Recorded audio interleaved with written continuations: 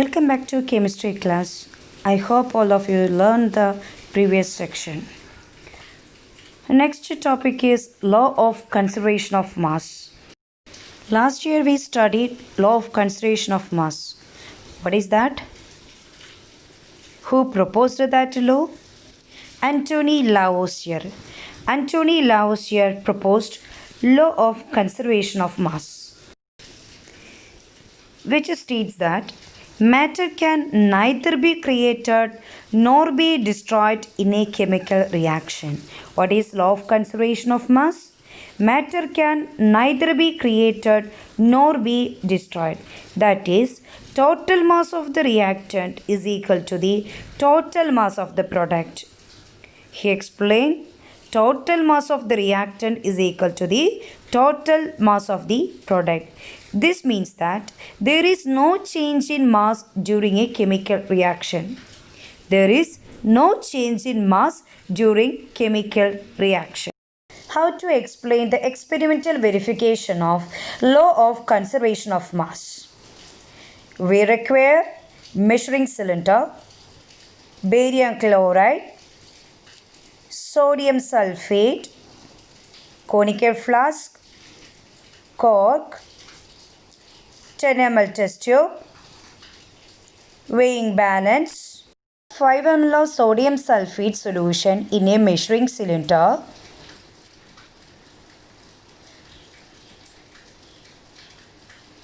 and pour into a conical flask. Take 5 ml of barium chloride solution in another measuring cylinder and pour into 10 ml test tube. Tie the test tube with a thread and hang the test tube in the flask carefully so that the two solutions do not mix with each other. Put a cork in the mouth of the test tube so that the thread holding the test tube in a hold firmly in a place. Now carefully weigh the conical flask on weighing balance and note the reading to get the mass of conical flask and substance. Now tilt and twist the flask so that barium chloride solution mixes with sodium sulfate solution.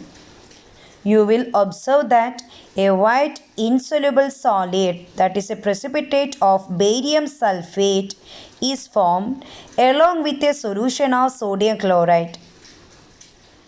Wait for 10 minutes to complete the reaction and the solid form to settle down. Weigh the contents again and note the reading. You will observe that total mass of the apparatus plus reactants equal to total mass of the apparatus and products. Hence, the law of conservation of mass is verified. So we can write the equation. Barium chloride is BaCl2, sodium sulfate is Na2SO4. Barium chloride react with the sodium sulfate to form barium sulfate, that is BaSO4, and sodium chloride. 1 teaspoon of baking soda into vinegar. What you observe? A strong brisk effervescence is we can indicating the formation of carbon dioxide gas. That brisk effervescence, that bubble is there, no? That bubble is releasing of carbon dioxide. Here also we can confirm total mass of the reactant and total mass of the products are same. Okay. Equation is NaHCO3. NaHCO3 is sodium bicarbonate. CH3COOH, that is vinegar. So sodium bicarbonate react with acetic acid, forms carbon dioxide. This carbon dioxide is brisk effervescence. Then sodium acetate, that is CH3COONA plus water molecules. When wood is burnt in air, the ash is formed. The mass of ash is less than that of wood. Is it clear?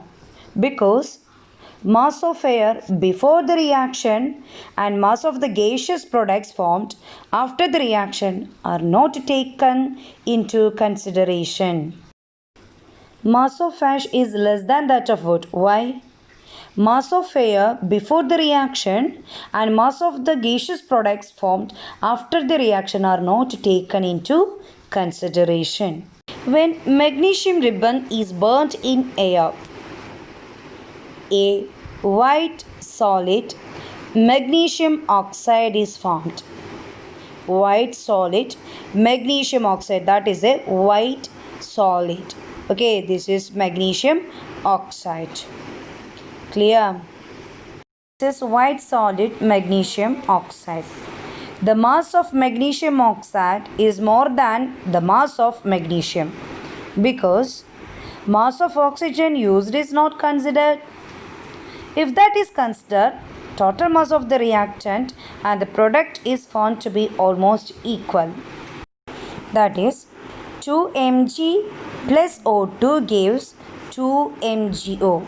Magnesium burns with oxygen to form magnesium oxide, that is MgO. Dear children, our first lesson over. I hope all of you understood the topic. So read each and every point and study very well.